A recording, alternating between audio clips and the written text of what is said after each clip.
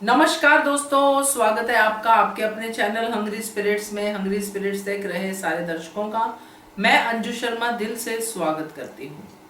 तो आज का एपिसोड इमोशनल भी था, ड्रामे वाला भी था और थोड़ा बहुत इस तरफ भी था कि मालती देवी और बरखा की प्लान्स जो हैं किस तरह से फेल हो रही हैं। आज स्पेशली बरखा की तो बहुत ही बढ़िया था एपिसोड, मजा आया देख के, आपके रिव्यू सुन के भी मजा आया। अब बारी है आप सबको सुनाने की जो भी मेरे पास रिव्यूज आए हैं। तो शुरू करते हैं सिलसिला। पहले वही निवेदन, जिन्होंने अभी तक चैनल को सब्सक्राइब नहीं किया है कृपया कर लीजिए, साथ में दोस्तों बेल आइकन दबाइएगा ताकि आपको हमारे वीडियोस के नोटिफिकेशन मिलते रहे। चलिए सुनते हैं पहला ऑडियो। नमस्कार अंजू मैम, मेरी सभी प्यारी बहनों को मेरा प्यार भरा नमस्कार। कल कुमुदिनी जी आपका ऑडियो बहुत अच्छा था और जो आपने एग्जाम्पल दी वो भी बहुत अच्छी थी कि ज़्यादातर परिवारों में इसी तरह से होता है। मैम आपके पहले वीडियो में भी आपने इसी तरह का दिखाया कि और बा वर्सेस डिम्पी में कौन सही कौन गलत, उसमें आपने बहुत अच्छे से समझाया कि ना बा ने आगे पीछे देखा, बा के दिमाग में जो एक बात घर कर गई थी उसको उन्होंने एकदम से उगल दिया। और ये लोग खुद त्योहार में मना रहे थे तो वो उस समय उन्हें ये याद नहीं आया कि पड़ोसी टोक के गए हैं तो समाज क्या बोलेगा। पर डिम्पल को जरा सा तपिश के साथ में देखकर बा ने उटपटांग बोल दिया। और डिम्पल के बारे में भी आपने बताया कि वो भी सामने उस समय सब्र कर लेती, बाद में बोल रही है कि रब जी मुझे थोड़ा सा सब्र आ जाता तो इस तरह का नहीं होता था। बहुत अच्छा लगा आपका वीडियो। और दूसरे वीडियो में आपने बताया कि अनुज अनुपमा की बॉन्डिंग इतनी अच्छी है, अनुज और बापूजी की भी बॉन्डिंग इतनी अच्छी है, एक पिता पुत्र की तरह है उनको दोनों को एक दूसरे के लिए। और अनुज हमेशा अनुपमा की ढाल बनेंगे। मैंने धारावाहिक देखा, आज के धारावाहिक से मुझे जो सीखने मिला, अनुज अंकुश ने आज का धारावाहिक की शुरुआत हुई, रोमिल और छोटी खेल रहे थे तो अनुज का सरप्राइज मिला अंकुश के द्वारा। अनुज अंकुश के द्वारा रोमिल को सरप्राइज मिलता है कि उसे फॉरेन यूनिवर्सिटी में पढ़ने का मौका मिल रहा है। ये बात सुनकर मालती देवी और बरखा का कुड़ना तो मैम मुझे फिर भी समझ में आता, लेकिन मालती देवी का कुड़ना, और मुझे ये बिल्कुल अच्छा नहीं लग रहा है कि मालती देवी अभी सब हक हक कर रही है लेकिन अपना फ़र्ज़ कहीं पे भी नहीं निभा रही है। वो बस मान को ही दूर करना चाहती है। और उधर शाह हाउस में बा ने एक बार बोलना शुरू कर दिया कि तुम कितनी ऐसी हो। अब पहले तो डिम्पल को कुछ समझ में नहीं आ रहा, लेकिन बा कुछ तो देख लेती, पड़ोसियों ने देखा उससे मैटर नहीं करता है, लेकिन घर के लोग क्या सोचते हैं वही बात महत्व की होनी चाहिए। और और ये भी बात बाकी गलत थी, अनुपमा की वजह से ये सब कुछ हो रहा है, अनुपमा का सब इतना अपमान करते हैं। लेकिन आपने बताया कि अनुपमा किसी को भी गलत नहीं वो कर सकती, इसीलिए अनुज उससे शुरू से प्यार करते आए हैं। कॉलेज के समय से इस अनुपमा का यही नेचर होगा शुरू से ही। नेचर सही बात है, वो प्राण और प्रकृति साथ में आए और साथ में ही जाएंगे। और बा का इसी तरह का नेचर है। बा हमेशा कुछ आगे पीछे देखती नहीं है और हमेशा किसी को भी बददुआएं देती रहती है। ये आज सब कुछ घूम फिर कर लौट के बा पर ही आया है। आज बापूजी के लिए बहुत बुरा लग रहा है कि एक उम्र में जीवन साथी के मॉरल सपोर्ट की ज़रूरत होती है, उस समय जीवन साथी अपनी हरकतों की वजह से तबीयत बिगड़ रही। और तोशु आज अपने ही बारे में सोच रहे हैं। किंजल थोड़ी सी इमोशनल हो रही है, लेकिन तुमने मुझे मोटिवेट किया था जाने के लिए, इनकरेज किया था, इसीलिए अब हम जाएंगे ही जाएंगे। हालांकि तोशु वनराज के ही बेटे हैं, क्योंकि वनराज भी आज मेरे हिसाब से तो वनराज ज़रूरत के समय पे, फर्ज निभाने के समय पे मैदान छोड़ के भाग गए। अगर थोड़ा सा मनोबल रखा होता, थोड़ी सी हिम्मत दिखाई होती कि ये लोग भी जी रहे हैं मेरे लिए तो मैं भी जीने की कोशिश करूं, तो शायद वनराज अपने दर्द से निकल। लेकिन वनराज कभी भी कहीं पे भी अपने फर्ज निभाते हुए नहीं दिखते। जब पाखी खो गई थी तब भगवान का नाम लेना उचित समझे थे। जब देखो फर्ज के समय हमेशा अनुज अनुपमा ही खड़े रहते हैं, तो वनराज फर्ज के समय आज भी गायब हैं। और बाद में फ़ोन करके पूछना, ठीक है ये सब और बाघ का डिम्पल को ये बोलना कि अभी समर को मरे हुए इतना दिन नहीं हुए हैं और तुमने गुलछर्रे उड़ाने शुरू कर दिए, तुमने दूसरा ढूंढ लिया अपने लिए पति। ये सब बाघ की उम्र के हिसाब से शोभा नहीं देता। हालांकि बाघ के दिमाग में भरा हुआ था कि ये सब एक एक करके उसे छोड़ के जा रहे हैं, और डिम्पल ने जलते में घी डाल दिया। उसमें घी का काम किया डिम्पल के शब्दों ने कि आपके स्वभाव के हिसाब से आपको पता नहीं चलता आप कौन किसको क्या बोल रही हैं, इसीलिए आपके साथ कोई रहना नहीं चाहता, मम्मी छोड़ के चली गई। और बाद में डिम्पल पछता रही है, काव्या उसको संभालने की कोशिश कर रही है। मैम काव्या का बहुत अभी दया आ रही है कि काव्या का ऐसी हालत में कोई भी नहीं है, ना उसका परिवार, ना कोई अपना उसका रिश्तेदार, यहाँ तक कि पति भी बहाने बनाकर चला गया है। रिहेबिलिटेशन सेंटर में वनराज बाद में भी जा सकते थे, कुछ दिन रुककर त्योहार मनाकर, या कुछ अपना फर्ज समझ के बाद में जा सकते थे, लेकिन नहीं। आज के धारावाहिक से मुझे जो सीख मिली है कि संयुक्त परिवार में रहना है तो थोड़ा सा लेट गो करना चाहिए, बड़ों को भी लेट गो करना चाहिए और बच्चों को भी लेट गो करना चाहिए, एक दूसरे के स्वभाव के हिसाब से चलना चाहिए दोनों को।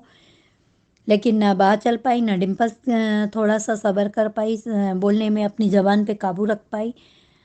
और कल वर्षा जी आपके ऑडियो से बहुत अच्छा लगा। आपका ऑडियो से यही समझ में आया कि अगर ये सेपरेट होते हैं तो इस शादी दूसरी शादी का कोई महत्व नहीं है, और माया को सिर्फ माफ़ी मांगकर उससे उसका पश्चाताप हो गया, इस तरह का गलत दिखाया गया है। ये बहुत अच्छा लगा आपके ये दोनों पॉइंट।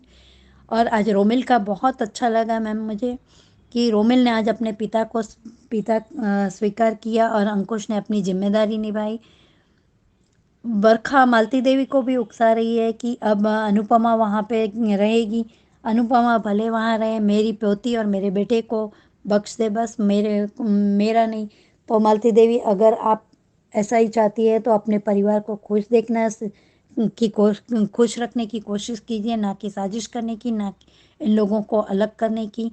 और एक सीन आज सबका बहुत अच्छा लगा, जो अनुपमा थककर आपने भी बताया, अनुज हमेशा उसकी ढाल बनते हैं, तो आगे भी इस तरह का दिखाया जाए। और रोमिल की प्रार्थना भगवान स्वीकार ले तो अच्छा है लगेगा।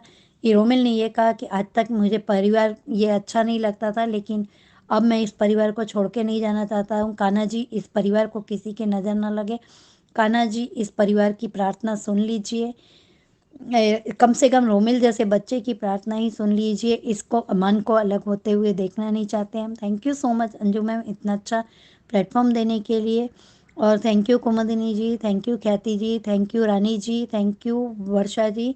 रानी जी कभी आपके कमेंट्स बहुत अच्छे होते हैं, लेकिन कभी आप अपना ऑडियो भी भेजिए, हम सभी आपकी आवाज़ भी सुनना चाहते हैं। Thank you so much Anju ma'am इतना अच्छा प्लेटफॉर्म देने के लिए। तो ये था मनीषा दोषी जी का ऑडियो, बहुत अच्छा ऑडियो था। ऑडियो तो हमने सुना, मगर अब बारी है मनीषा जी को कॉन्ग्रेचुलेट करने की, क्योंकि आज उनकी शादी की 32वीं सालगिरह है। बहुत बहुत बधाई हो आपको, और आप ऐसे ही खुश रहें और हमारे साथ जुड़े रहें। तो आपके परिवार में भी सबको, आपकी बेटियों को, आपके हस्बैंड को, सबको आज के दिन की बहुत बहुत बधाई। ऐसे ही खुश रहिए। Thank you so much. आगे बढ़ते हैं, अगला ऑडियो सुनते हैं। Hello, good morning Anju ji, कुमुदनी त्रिपाठी, हमारी सभी प्यारी बहनों को सुबह का प्यार भरा नमस्कार। और मनीषा दोषी जी, आपको शादी की सालगिरह की ढेरों बधाइयाँ। आप स्वस्थ रहें, मस्त रहें, व्यस्त रहें और सदा सुहागन रहें। टीटू प्यार करता है डिम्पी को पहले दिन से ही।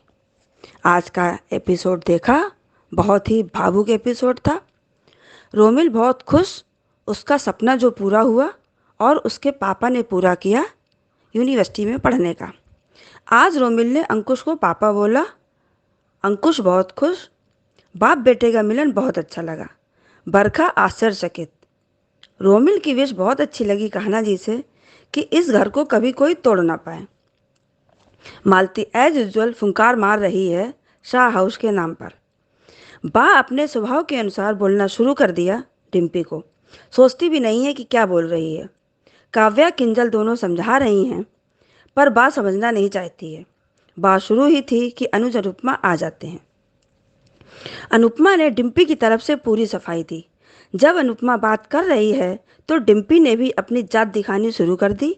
वो भी अपने पुराने फॉर्म पर आ गई। आज बा पर आई है, कल अनुपमा पर भी आएगी। ऐसे ही चिल्लाएगी, वो दिन दूर नहीं है। डिम्पी बनती बहुत है, जाए अपने माँ बाप के पास, पर नहीं, वहाँ भी नहीं उसका गुजारा है।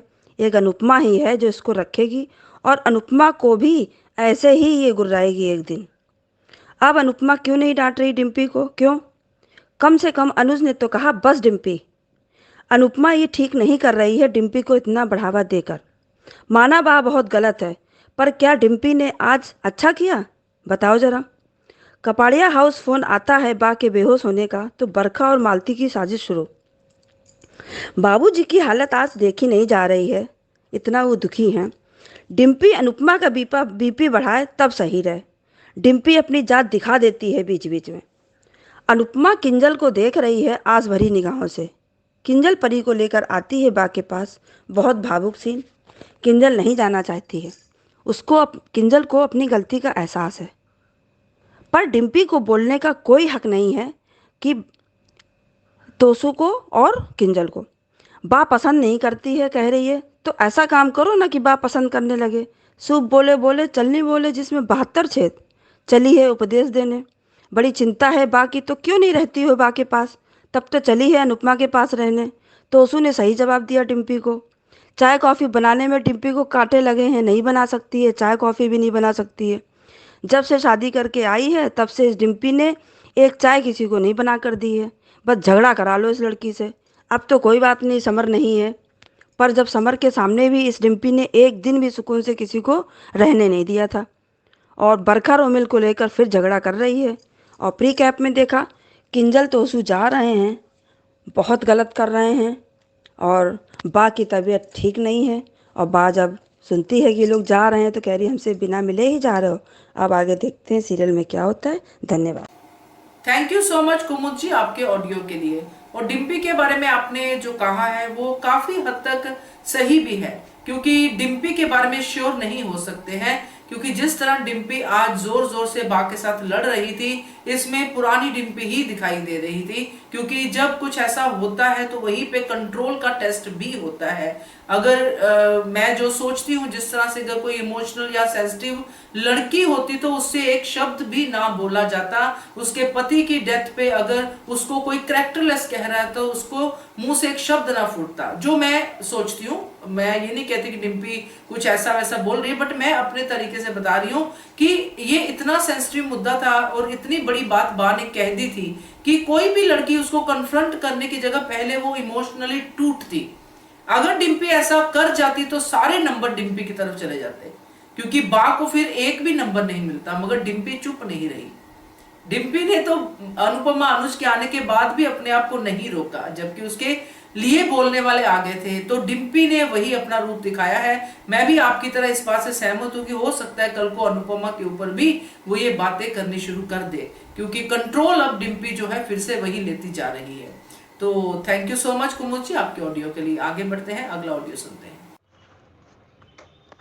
Good afternoon Anju ma'am. आज का सीरियल देखा, पूरा देखा, पूरा देखा। कहना चाहती हूँ कि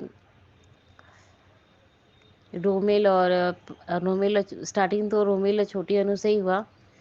रोमेल ने पूछा कि यहाँ टीका काटोगी, तो बोला कि नहीं मैं हाउस में काटूंगी। फिर बोले ये किसका गिफ्ट है, तो रोमेल खोल के देखता है तो उसमें उसका यूएस का हॉस्टल, मतलब जो बुकिंग कराया, मतलब जिस कॉलेज में उसको पढ़ने के लिए दिया गया उस कॉलेज में वो एंट्री करने के लिए, तो वो खुश होता है। वो सब कोई उसको अनुज अनुपमा ने कॉन्ग्रेचुलेशन किया। और आज स्पेशली अंकुश को उसने पापा कहा, तो अंकुश को भी अच्छा लगा कि फाइनली मेरा बेटा मेरा हो गया।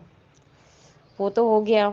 और फिर अनुज और अनुपमा बोलते हैं कि कहीं हमको बाहर सामान भी लाने जाना है, तो इस बार आप लोग सब पीछे से आइए, हम लोग पहले निकलते हैं, हम और अनुपमा आगे निकलते हैं।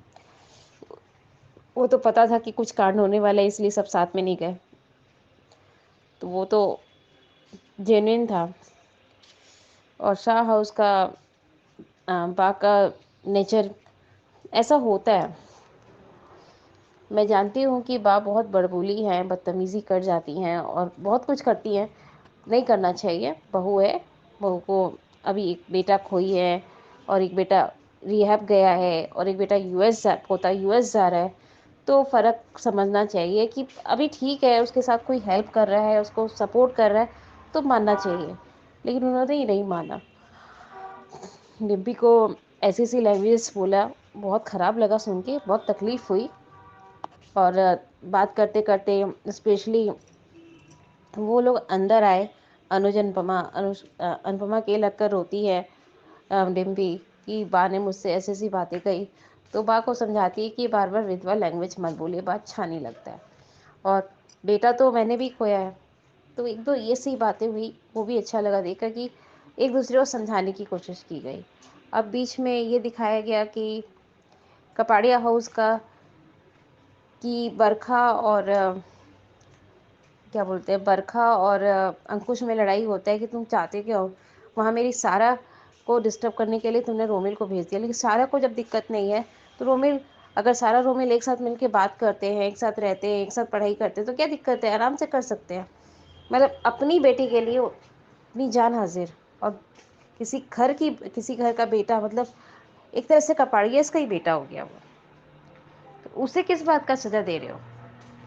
तो वो अच्छा लगा कि बोला ना तुम इधर रहने देती हो ना उधर रहने देती हो, बच्चा कहाँ जाएगा।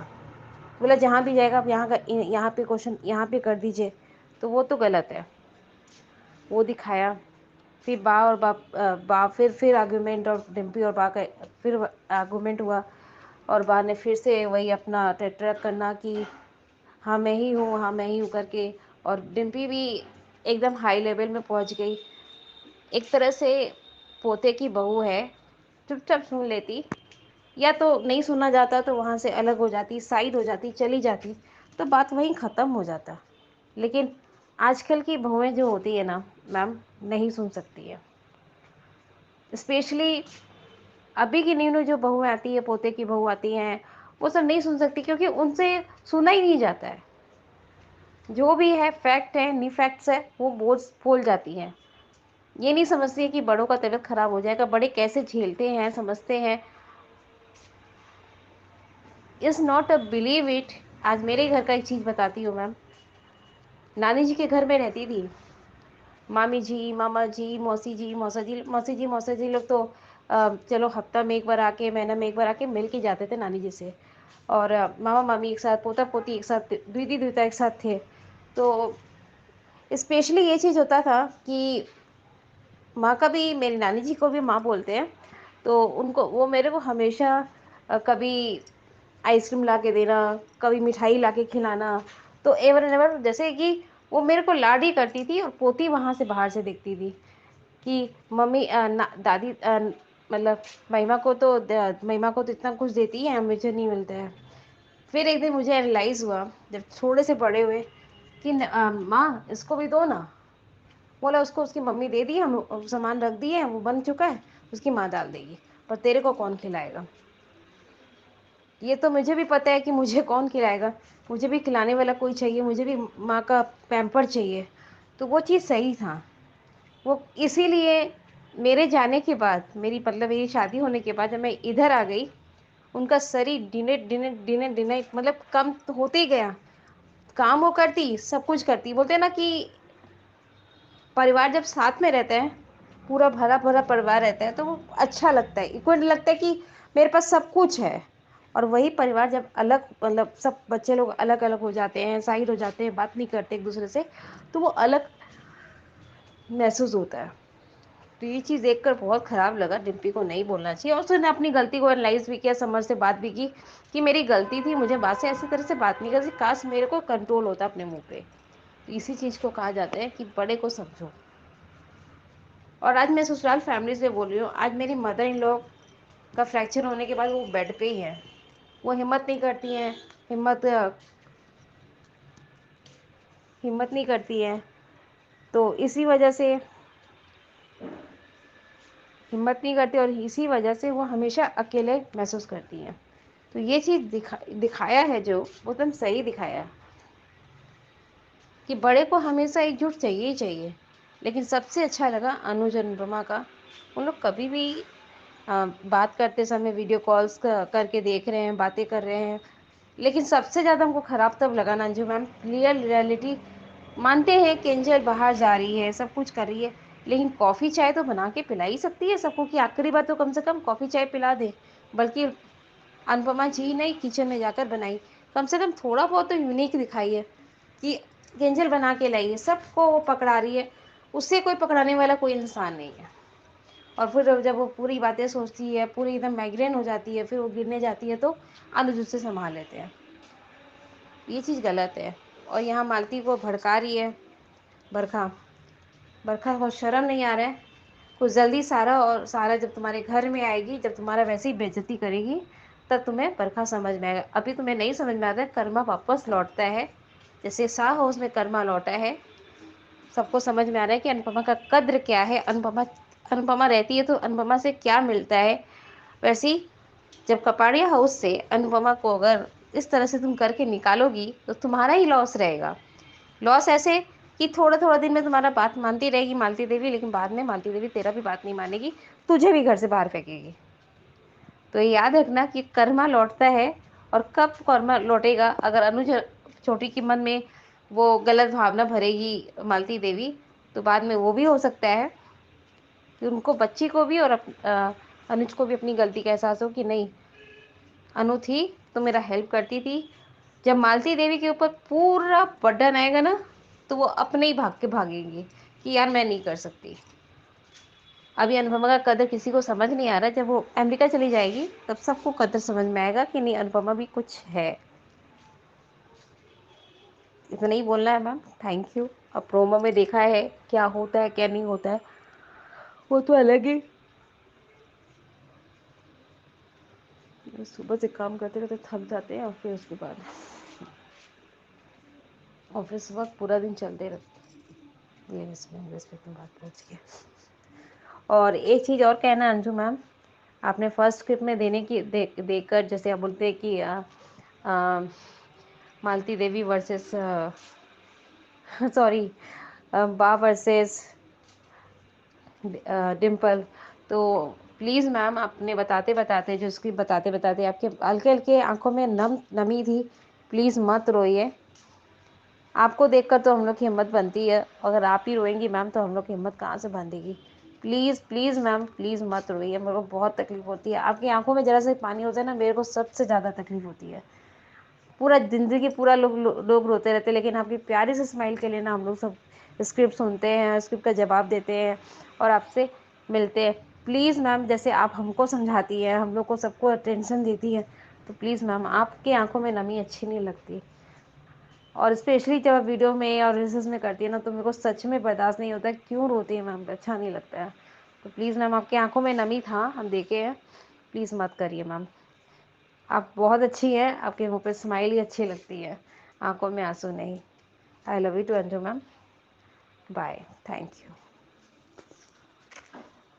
Thank you so much Maima आपके ऑडियो के लिए, और पहले से इम्प्रूव्ड है। मुझे लगता है कि आप मेरी बात काफी हद तक समझी हैं और काफी एक्टिव वॉइस में आपने आज जो है अपना ऑडियो दिया है। एक्टिव कहने का मतलब काफी ज्यादा तंदुरुस्त वॉइस आपकी लग रही थी, तो थैंक यू सो मच। बाकी रही मेरी बात, मेरे कुछ वीकनेसेस हैं जो मैं आपके साथ शेयर करती हूँ सबके साथ, कि मुझे जब बुजुर्गों के साथ कुछ ऐसा होता है, खास करके ऐसे बुजुर्ग जो मेहनत भी करते हैं, जो दिल से इतने बुरे नहीं होते हैं जितने जुबान से बुरे होते हैं, और उनको अपनी ही मेडिसिन जब टेस्ट करनी पड़ती है तो उनको बहुत बुरा लगता है। और ये हालात उनके खुद के ही क्रिएट किए हुए होते हैं, क्योंकि इस एज में, जैसे कि अपनी वीडियो में भी मैंने कहा था कि जो पहले वाले बुजुर्ग थे उनको हरा भरा परिवार अच्छा लगता था, और जब वो होता है एक एक करके अलग होता है तो वो सहन नहीं कर पाते हैं। अब वो जो ना सहने वाली एनर्जी है वो कहीं ना कहीं जरूर निकलती है। और आज तो ये हाल है कि बुजुर्गों ने अपने ऊपर काम तो करना शुरू कर दिया है, मगर फिर भी अभी भी बहुत सारे लोग ऐसे हैं, बुजुर्ग ऐसे हैं जो लोनली फील करते हैं। और ये लोनलीनेस क्या होती है ये इनसे ज्यादा कोई नहीं समझ सकता। हम सिर्फ बातें कर सकते हैं, जो मैं भी अभी कर रही हूं, तो वो वही समझ सकते हैं। तो जब मैं ये चीज देखती हूँ ना, खास करके बुजुर्गों और बच्चों के साथ ऐसा कुछ होता हुआ, तो मुझे अच्छा नहीं लगता है। और इमोशनल होना बहुत ही नेचुरल सी फीलिंग है, होना चाहिए, मगर उसको अपने ऊपर हावी नहीं होने देना चाहिए। क्योंकि हम नॉर्मली देखते हैं कि कैसे हम जब किसी के कुछ दुख में शरीक होते हैं तो हमारे भी आंसू निकलते हैं। तो ऐसा ही हाल है, कुछ चीजें हैं जो आपके दिल के बहुत करीब होती हैं, और खास करके मिडिल क्लास के जो बुजुर्ग होते हैं उनकी हालत वाकई दयनीय है। मालती जैसे बुजुर्ग नहीं जो मौका प्रस्त होते हैं, बल्कि ऐसे बुजुर्ग जिनको घर में रहने की ही आदत होती है, जो घर के अंदर ही शुरू से रहे हैं, चाहे उन्होंने अपनी सास के ताने सुने हो, चाहे उन्होंने अपनी बहू को ताने मारे हो, चाहे उनकी चाची आई हो, चाहे उनकी मामी आई हो, उनकी दुनिया उतनी ही होती है।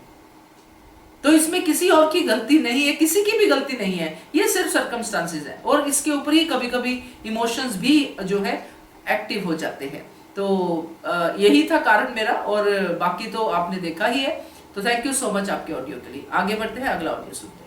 हेलो अंजू जी, आपको और मेरी सारी सहेलियों को मेरा प्यार भरा नमस्ते। अंजू जी, काफ़ी दिनों बाद शाह उसमें वो ड्रामा देखा, वो सास बहू का तमाशा बहुत दिनों बाद देखने को मिला। समर के डेट के बाद वो लगभग बंद सा हो गया था, सब दुखी थे, बेचारे थे। डिम्पी भी वहाँ नहीं थी, पर आज वो जो बा ने जो बा की गलती है, बा पूरी तरह से गलत है। बा बहुत घटिया और सच में बहुत गंदी जुबान की है। बा के लिए क्या बोले हम लोग, हमने देखा है, बात दिल की भले अच्छी हो, पर बात जुबान बोलते हैं ना कि दिल में क्या होता है ये कोई नहीं देखता, पर जो जुबान पे रहता है वो शब्द लग जाते हैं। ये बात है कि जब हम कड़वा बोलते हैं तो कड़वा ही दिखता है, हम अंदर से कितने अच्छे हैं ये कहाँ किसी को दिखता है। ये बहुत अजीब है। हाँ, बात दिखाती है, बात संभालती है, परिवार को संभालती है। जिस तरह से समर के डेथ के बाद एक दादी का दुख भी कम नहीं होता है, पर फिर भी उन्होंने संभाला, घर को संभालने की कोशिश की। अब डिम्पल को अनुपमा ले जाना बा को अच्छा नहीं लगा। बा ने आज अपने बाद में वो भी कहा, तो पर अनुपमा ने ऐसा क्यों किया ये तो हाथ समझ में आता है। यही तमाशे रोज होते हैं अगर अनुपमा डिम्पल को साथ नहीं लेके जाती तो, क्योंकि वो डिम्पल को भी अच्छे से जानती है और बा को भी अच्छे से जानती है। और डिम्पल अभी प्रेग्नेंट है, उसको इतना यानी दुख यानी नहीं डाल सकती थी ऐसे हालत में उसको, इसलिए डिम्पल अनुपमा को डिसीजन ही लेना पड़ा। पर ये बात ना डिम्पल समझती है ना बा समझती, डिम्पल भी नहीं समझती कि मुझे यहाँ क्यों रहे। तो आज अगर समझती ना तो आज डिम्पल के साथ बहुत गलत किया बाने में। मैं डिम्पल को गलत नहीं कह रही, आज डिम्पल की जगह कोई और होता तो हाँ ऐसा ही रिएक्ट करता, ऐसे ही जवाब देता, ऐसे ही झगड़ा करता। इसलिए अनुपमा ने एक बार भी डिम्पल को ये नहीं कहा कि तुम गलत कर रहे हो, पर तो गलत करी, पर वहाँ रोक रही थी ना। जब अनुपमा आ गई थी उसके पहले बात जितना भी गंदा बोलती हमने सबने सुना, बहुत ही सहन बर्दाश्त के बाहर का बोली बात है। पर अगर डिम्पल के लिए स्टैंड अनुपमा ले रही है, अनुज ले रहे हैं, तो वहाँ थोड़ा तो चुप रह सकती थी। मुझे ऐसा लगता है डिम्पल जैसे ऐसा जो समझदार है, बा कैसी टिपिकल सास है घटिया है, अभी बा को बदलना मुश्किल है। बा जिस एज ग्रुप में है वहाँ ऐसे बुजुर्गों को नहीं सुधार सकते हम, उनको अपनी ज़िंदगी से निकाल के फेंक भी नहीं सकते। तो कहीं ना कहीं हमें ही बदलना है, हमें ही कहीं ना कहीं उनकी कड़वी जुबान है, गलत है, घटियापन है, बोलना है। तुम्हें नहीं रहना है मत रहो, कोई ज़बरदस्ती नहीं है, पर बोल के ख़राब तो मत करो। जैसे बा बोल के ख़राब कर देती है, वैसे डिम्पल में भी और बा में भी क्या अंतर है। डिम्पल ने भी मुझे नहीं रहना, तुम्हारे साथ ऐसा नहीं है वैसा नहीं है। अरे नहीं रहना तुम तो मर्जी की मालिक हो ना, तुम्हें तो अनुपमा रहने भी नहीं दे रही, तो फिर बोल के क्यों जुबान ख़राब करना।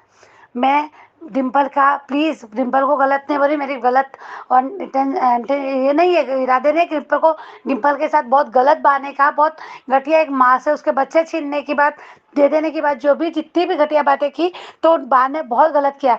पर आप अभी उन्हें कहा कि मैं नहीं सुन सकती, जैसे हम लोग ने कहते कि वहाँ पे डिम्पल ने जो कहा कि तुम्हारे साथ इम्पॉसिबल है रहना, रह ही नहीं सकते, ऐसा है जो भी बोलती है। तो अनुपमा भी तो बा के साथ रही, कितने तावने कितने बदुआ है। एक बदुआ देने के बाद एक शादी कोई रिश्ता नहीं है उनका, भी बा के साथ वो कोई रिश्ता नहीं। बेटी मुँह दिल से उन्होंने अपनी माँ माना है, बेटी का रिश्ता निभा रही है। तो वो अनुपमा का एक बड़प्पन है, बहुत अच्छे नेचर की अनुपमा, बहुत अच्छा है। तो वो कर रही है ना बा के साथ, कितना गंदा बदुआ देने के बाद भी बा की और बा की वजह से अनुपमा का घर टूटते टूटते बचा, फिर भी अनुपमा अपना रिश्ता निभा रही है ना। माना कि जैसे कमेंट्स में मैंने पढ़ा कि सब अनुपमा जैसे नहीं होते, तो ये अनुपमा तो नहीं मत बनो, अनुपमा जैसा मत बनो, नहीं बनना भी नहीं है। जब इतना कल होता है, इतना तो कहीं ना कहीं हमें अपने लिए स्टैंड लेना चाहिए। अभी बुरे लोगों को इतना बर्दाश्त भी नहीं करना चाहिए, माना, पर 1% अनुपमा जो सिखा रही है कि 1% तो समझो, 1% तो बनो अनुपमा जैसा, कि चुप ही हो जाती, थोड़ी देर चुप रहने से क्या होता था, चुप रहने से क्या होता था। अगर चुप रहती तो तुम्हारे को कुछ छेद, अरे बोलते हैं ना शरीर में कोई छेद नहीं पड़ते ना, तो चुप रह जाती। अब अनुपमा स्टैंड ले रही थी, तो वो आज जो हादसा हुआ बा के साथ, कुछ भी हुआ, तो अब क्या हो रहा है, तुम अपने आप को माफ कर रही हो क्या? डिम्पल बचता रही है ना इस बात को कि मैं कंट्रोल कर लेती, तो मुझे लगता था कि ये समझदारीपना है। डिम्पल ने अगर थोड़ा सा दिखाते ना, तो आज हालत बिगड़ती नहीं, और हालत अब आगे और कितनी बिगड़ेगी इन सबको देखे। डिम्पल अच्छे से जानती है कि वहाँ मालती देवी भी कैसे कर रही। देखा उस दिन खुद डिम्पल की वजह से, तुम डिम्पल को ध्यान दे रही हो, तुम्हारे बेटे की बच्चे की माँ बनने वाली है, तो जो भी कितना भी माँ मालती देवी ने पूरा गुस्सा अनुपमा पे निकाला, यहाँ भी अनुपमा पे गुस्सा निकाल रही कि तेरी वजह से वह, तूने लेके गई, तूने ऐसा किया, ये सब। तो ये थोड़ा बहुत क्यों नहीं समझते इन लोग? क्यों सब अपना अपना अपना अपना सोचते हैं? इनके लिए सब अच्छा कर रही है। डिम्पल को ये जानती है कि अरे इसको सारा कहाँ जाएगी, उसको सही बोला काव्य ने कि कहाँ जाओगी, कैसे करोगी?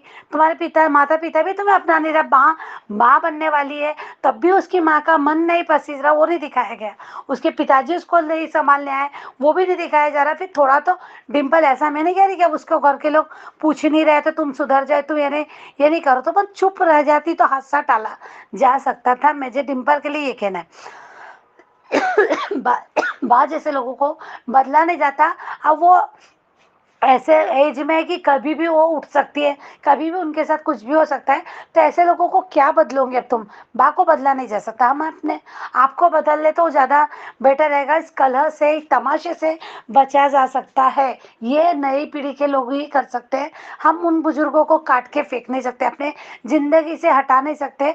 हम उनको सिर्फ ऐसा ही कर सकते हैं। तो ये देखते हैं अभी आगे क्या दिखाएंगे कपड़े हाउस में। पर आज अनुज का वो सहारा, वो अनुज की जो बातें, जो भी दोनों के बीच की बॉन्डिंग, वाकई में बहुत अच्छी लगी। उम्मीद बंधी कि नहीं, अनुज कभी भी अनुपमा का साथ नहीं छोड़ेगा, हालात जैसे भी हो। आज उसने कहा कि मैं कभी नहीं छोड़ूंगा। आज जो डायलॉग दिखा रहे हैं वही इंडिकेट कर रहा है आगे का, कि ऐसा अगर कुछ बिगड़ भी जा रहा है तो अनुज नहीं छोड़ेगा। वो अनुज को, अनुपमा को हिम्मत दे रहा है। अभी अनुपमा उसको, अब वो आगे मालती देवी क्या क्या करेगी तो समझ में आएगा, क्योंकि इन सब का फायदा मालती देवी उठाएगी। डेफिनेटली कपाड़िया उसमें बाबू जी की एंट्री होगी, क्योंकि दिख रहा है ऐसा, क्योंकि अभी किंजल और तोशु भी जाते हुए दिखा रहे हैं। अब पता नहीं आखिरी मोड़ पे डिम्पल किंजल अपना इरादा बदल दे, जो भी है तो अच्छा होगा, बदल दे तो अच्छा ही रहेगा, पर देखते क्या होता है। तो पर आने वाले समय में तो मुझे वो कि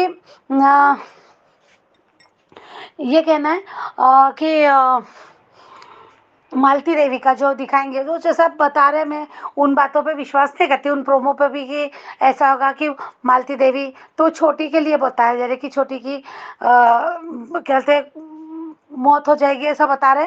होगी नहीं, पता नहीं, होना तो नहीं चाहिए ऐसा कुछ भी।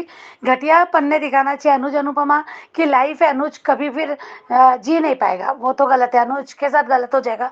अनुज जी नहीं पाएगा, अनुपमा भी नहीं जी पाएगी। पर कैसे भी देखा, भी प्रोमो दिखा रहे, अनुपमा एक संभाल लेती है अपने आप को, जीने का कहती जिंदगी है तो जीना पड़ेगा, तो वो संभाल लेती। पर अनुज नहीं संभाल पाएगा, अनुज के लिए बहुत बड़ा, बहुत गलत होगा वो। पर ऐसा नहीं दिखाना चाहिए।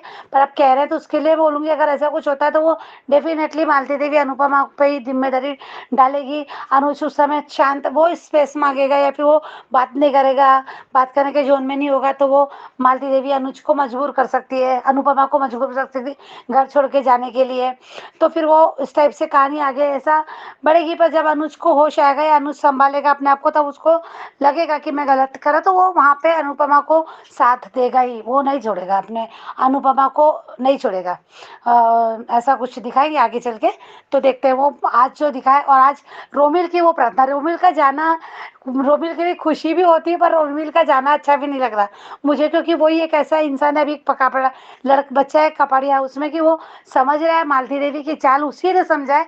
बरखा तो जानती है, पर बरखा मदद नहीं करेगी, घटिया औरत, वो तो बरखा चाल पे चल रही। पर रोमिल ने मदद कर सकता था, पर आज अनुपमा का वो भी साथी भी एक जो बन गया था, वो चला जा रहा है, तो मुझे वो भी अच्छा नहीं लग रहा है। कि कहीं ना कहीं रोमिल का से उम्मीद थी कि वो अनुज को समझाएगा, वो अनुज को दिखाएगा मालती देवी का असली चेहरा, जो एक उम्मीद थी, तो वो रोमिल जा रहा है। पर आज उसने जो प्रेयर की खाना, जिससे कि इस घर को टूटने देना ना, तो एक पॉजिटिविटी आ रही है कि शो में इतना भी बुरा नहीं होगा, यानी जो दिखाया जा रहा है वो इतना बुरा नहीं होगा।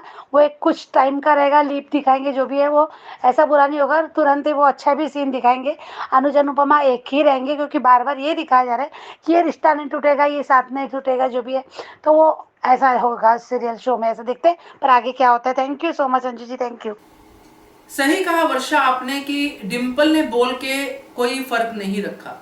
अगर बा की जबान कड़वी है तो डिम्पल की भी कम नहीं है।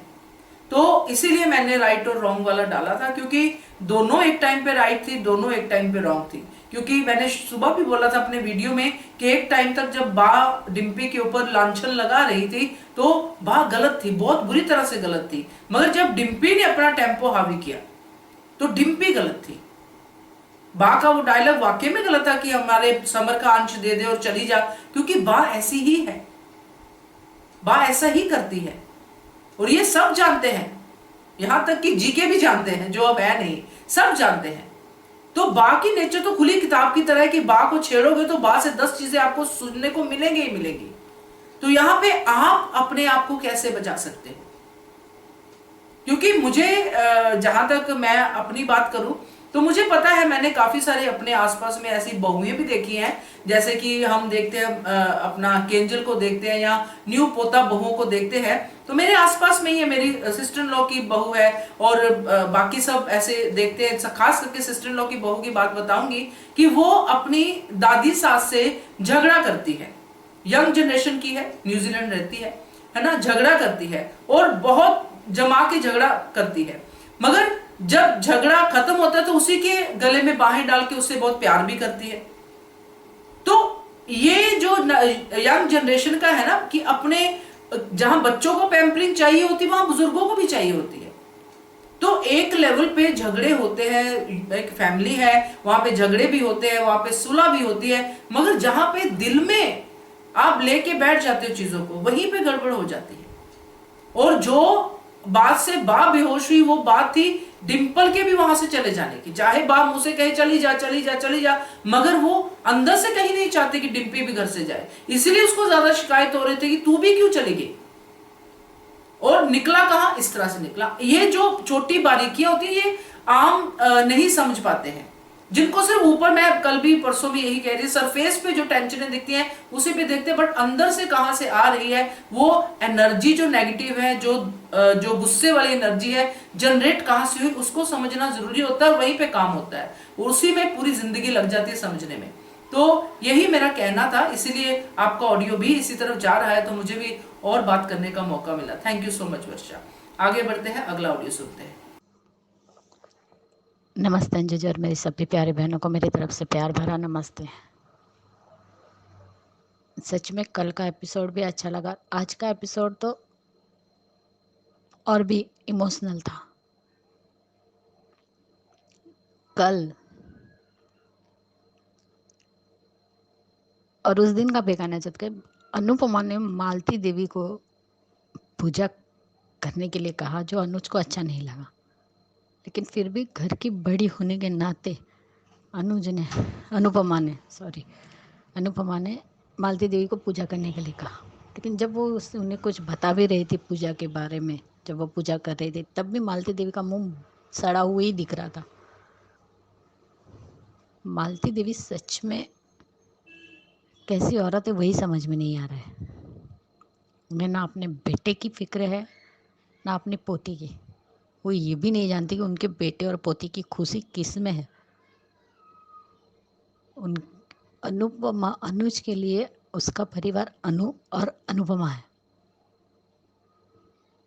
उसी के ऊपर उसकी ज़िंदगी शुरू भी होती है और ख़त्म भी होती है। वो बहुत प्यार करता है छोटी अनु से और अनुपमा से भी। उस दिन भी महिमा ने बिल्कुल सही कहा था कि अगर दूसरी शादी में भी अगर यही सब कुछ होगा और फिर से वही दोहराया जाएगा माया के टाइम जैसा, तो इस शादी का कोई लॉजिक ही नहीं होगा। और कल का भी ऑडियो बहुत अच्छा था। महिमा तुम अच्छा ऑडियो भेजती हो, ऐसा क्यों लगता है तुम्हें कि तुम अच्छा नहीं भेजती हो? अंजू जी ने बिल्कुल सही जवाब दिया कि खुद सुनो अपना ऑडियो, तब तुम्हें पता चलेगा कि तुमने भी अच्छा भेजा है। सब लोग अपने हिसाब से और अपने पॉइंट ऑफ व्यू से ही ऑडियो भेजते हैं, और ये बहुत बार अंजू जी कह चुकी है। और सच में अंजू जी कि आपने ये प्लेटफॉर्म जो दिया है उस पर सब लोग अपने मन की ही बात कहते हैं, जिन्हें और कोई अपने खुद का भी एक्सपीरियंस यहाँ पे बताता है और हम सब बहनें भी सुनती है और बहुत ही अच्छा लगता है। और मनीषा जी, आपको हैप्पी मैरिज एनिवर्सरी। आपने पहले नहीं बताया इसलिए लेट हो गए, लेकिन फिर भी हैप्पी मैरिज एनिवर्सरी। और आप इसी तरह खुश रहिए, दिन दुगनी रात चौगनी आप तरक्की कीजिए। और सच में अनुपमा ने बाकी को बराबर मुंह तोड़ जवाब दिया है। बाकी कितनी नालायक लड़की कहती है सुहागन को सुहागन कहेंगे और विधवा को विधवा कहेंगे। सही एग्जाम्पल दिया। अगर कोई तुम्हें ये कहे कि तुम बांझ हो और तुम्हारी तरह ही वो हो जो डरती ना हो और मुँह पे कहे कि बांझ है, तो बांझ को कहने में हरकत क्या है, तब तुम्हें कैसा लगेगा? सच में पाखी बिल्कुल नालायक और बेशरम है। अरे वनराज अकेला रिहैब सेंटर क्यों गया? अपनी बेटी को भी लेके जाता, उसे जो सबसे ज़्यादा ज़रूरत है। वनराज से भी ज़्यादा ज़रूरत पाखी को है दिमाग के डॉक्टर की। राधिक ने बिल्कुल कहा, तुम इतनी शॉपिंग करते हो, कभी तुम्हें ऐसा लगा कि तुम अपने पति के लिए एक परफ्यूम की बॉटल भी बुला लो? आज तक तुमने कभी मुझे गिफ्ट दिया है? तब पाखी का मुंह क्यों बंद हो गया? तब उसके पास तो कोई जवाब नहीं था और वो हार भी देना नहीं चाहती थी, हाथ में पकड़ के रखा था। अरे सच कहा अनुपमा कि वो तुम मेरी बेटी हो तो वो भी मेरी बेटी है। और इस उम्र में जो लड़कियां करेगी वो सब डिम्पी भी करेगी। घूमेगी फिरेगी, खाएगी, जो मन में आएगा वो पहनेगी, जिसके साथ जाना है उसके साथ जाएगी, जैसा रहना है वैसे रहेगी। और ये मेरी आखिरी चेतावनी कि आखिरी आज के बाद तुम्हारे मुंह से मुझे विधवा शब्द नहीं सुनना है। ये मेरी आखिरी चेतावनी समझना। लेकिन ये पाखी है, ये नहीं सुधरने वाली। अनुज को भी अच्छा नहीं लगा मालती देवी जी पूजा करने के लिए अनुपमा ने कहा तो, लेकिन फिर भी वो अनुपमा की बात कभी नहीं डालता। और आज भी बहुत अच्छा दिखाया।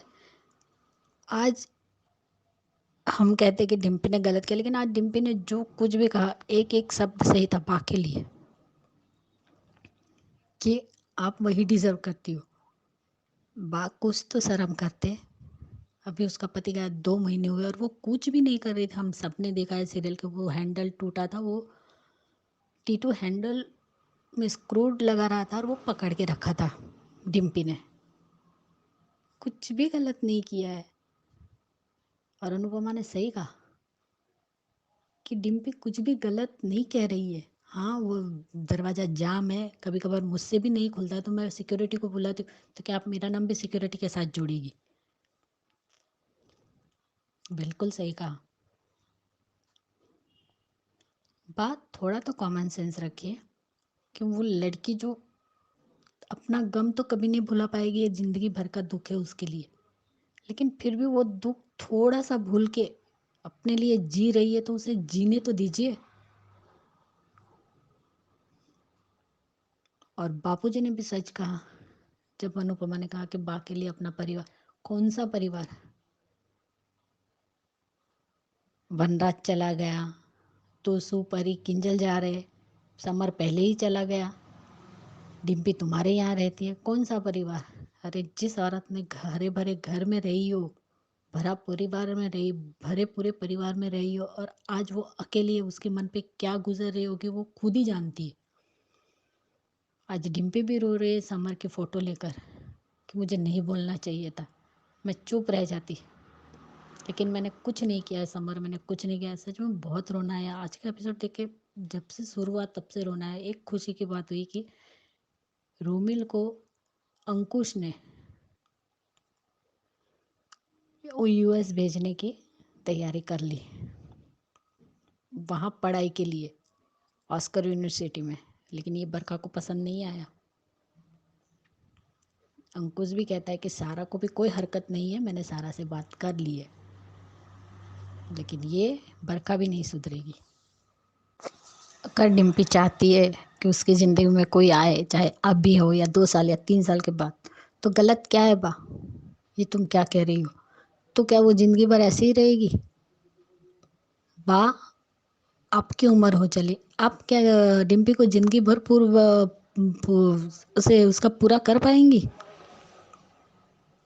डिम्पी की आगे इतनी बड़ी जिंदगी पड़ी है।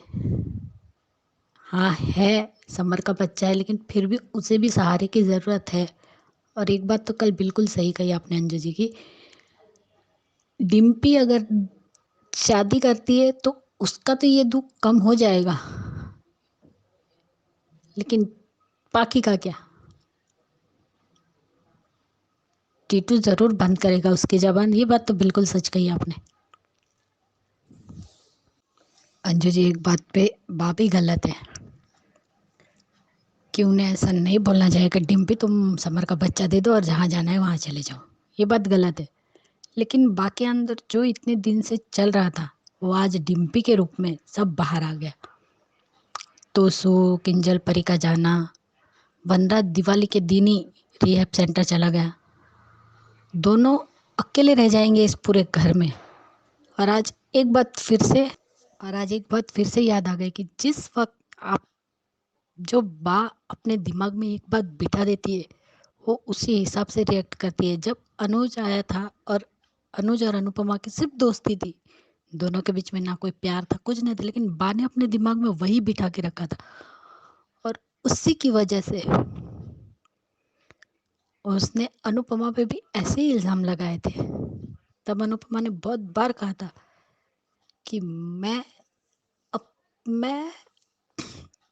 अगर मेरे मन में ऐसा कुछ भी होगा तो सबसे पहले आके मैं आपको बताऊंगी, लेकिन आपने जो अपने दिमाग में बिठा रखा है आपको वही जवाब चाहिए।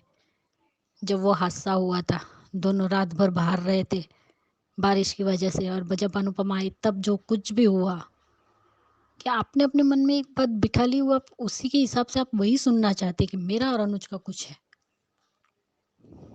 इसलिए आज वो सीन भी याद आ गए।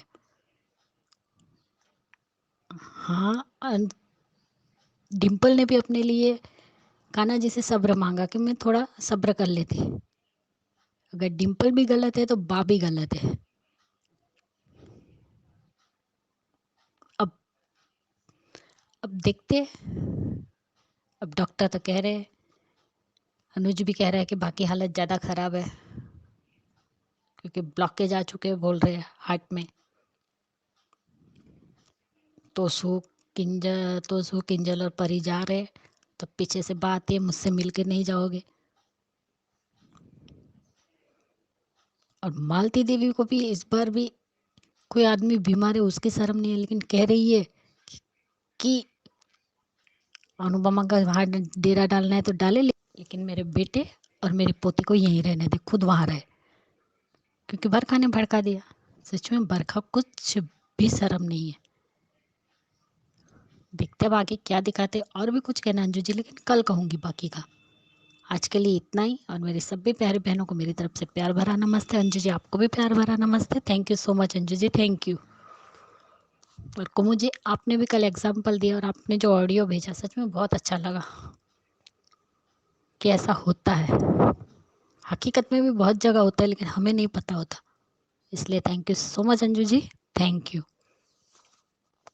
और एक बात अंजू जी की, आज डिम्पल ने जो भी कहा, लेकिन इसका बड़ा एग्जाम्पल बा के साथ रहना, कि आपके साथ कोई नहीं रह सकता, तो इसका एग्जाम्पल अनुपमा भी और किंजल भी है। वो भी तो रही है ना बा के साथ में, वो भी इसी तरह से बातें करती, तो आज बा भी उससे प्यार करेगी अगर डिम्पल उनके साथ अच्छे से रहेंगी बा के साथ। तो देखते आगे क्या दिखाते हैं। Thank you so much Anju ji, thank you. Thank you so much Khyati ji, सही कहा आपने कि वो सीन याद आ गया। और आपकी बातों से मुझे एक चीज जरूर, कहते हैं ना, बत्ती जली एक बात की, कि जिस बात के लिए बा ने नेगेटिवली अप्रोच किया है, जैसे आपने अनुज और अनुपमा के सीन की बात की कि वो आए थे तो बा ही थी जो उनकी दोस्ती को प्यार का नाम देती जा रही थी कि ये तो प्यार करती है, ये तो करेक्टरलेस है, रात बिता के आई, ये वो सब बा ने कहा, तोशु ने भी कई बार कहा, मगर बा की बात मेनली आज हो रही है सब ऑडियो में, कमेंट्स में भी। तो यहाँ पे ये बात करना जरूरी है, जिस भी तरफ बा ने इशारा किया है, बा की वो बात सच हुई है। अगर वो अधिक पाखी का सिलसिला हो तो भी, बा ने कहा था, बा ने बाकी के लिए बोला था, अनुज अनुपमा के लिए बा ने बोला। मतलब बा के अंदर इतनी स्ट्रॉन्ग फीलिंग आती है इस बात को लेके कि यूनिवर्स भी वो चीज के लिए साथ देता है कि ये जो बा ने कहा है इसको तो कर ही दो। और सेम अभी डिम्पी और टीटू के बारे में बोल रही है बा, और ये भी सच होगा। तो ये जो बा का कहना है ना, ये ऐसे निराधार नहीं है, इसमें सच्चाई होती है। बा कहती नेगेटिवली है मगर बाद में ये चीजें होती है। तो मुझे ये थोड़ा सा लगा क्योंकि पहले कई ऐसे इंसिडेंट याद आ गए जिसमें बा ने पहले कहा कि ऐसा होगा वैसा होगा, ये गुल खिलाएगी या वो गुल खिलाएगी, जो भी जिसके लिए भी कहा, मगर बाद में वो बातें सच हुई। तो ये है ख्याति जी जो बा का मुझे अभी तक समझ में आया है। बाकी देखते हैं आगे क्या होता है, क्योंकि अभी तो बा खुद भी बीमार है और बीमारी में भी बा चुप रहने वाली तो नहीं है, इतना तो हम सब जानते हैं। तो थैंक यू सो मच आप सबके ऑडियोज के लिए, आप सबके रिव्यूज के लिए। तो जिनके नहीं आए हैं या भेजना चाहते हैं और नहीं भेज पा रहे हैं या शर्मा रहे हैं तो जरूर नंबर नोट कर लीजिए। शर्माना बहुत हो गया, रिव्यूज भेजने शुरू कीजिए क्योंकि आपके दिल में बहुत कुछ है, वो मुझे दिखता है कमेंट सेक्शन में। तो बोलिए, बोलने के लिए ही ये प्लेटफॉर्म है। तो नंबर शेयर करती हूँ, नंबर है 9833155523। इस नंबर पे भेजिए, बनिए हिस्सा अनुपमा के पब्लिक वॉइस वीडियो का। Keep watching Hungry Spirits channel. Thank you so much. Subscribe to our channel by clicking the subscribe button. Click the bell button and enjoy the latest uploads from our channel.